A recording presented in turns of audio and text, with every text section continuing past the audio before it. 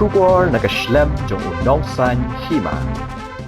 Nongrim kaliang persya Dr. Mukul sangma haba jubab halor ka Jingkynthoh jong CEM ka KAAC utuliram ronghang bagi nongsong snong ke mukro kidei ki basong bean ulaong bagi patba jong ke jelami khaliabat Assam kidei bantip ba kadei ka jingmut ka bumkhoi jong ki ardli ki sarkar ulaong ru bagi patba ki basong basa hakaput ki yakendu bun ki jinge Shushu Dr. Mukul sangma ulaong habang idang persyang ban wanra ya ka syongsuk syongsan ngidon sa uway ubreu ubaday uway ni kinong yalam ubadang ay penyang syarak shushu ulakin tu ya ka sarkar mi kahalia ba kadai ban register da ka case persya ya uni ubreu uba persyang ban yalam bakla.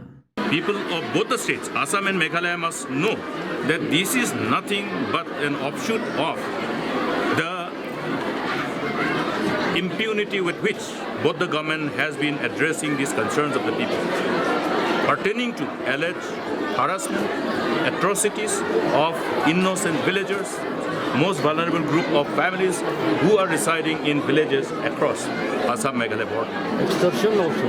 That's why this harassment and atrocities covers everything, Now, another, when we are trying to see restoration of order because of the effort of the people, you have another man who holds a constitutional position coming and adding fuel to fire. In fact, the government of Meghalaya should immediately register a case against him for inciting. It's an incitement. It's an instigation. It's an instigation to people who are empowered with the so-called authorities. That is what is emboldening the law enforcing agencies.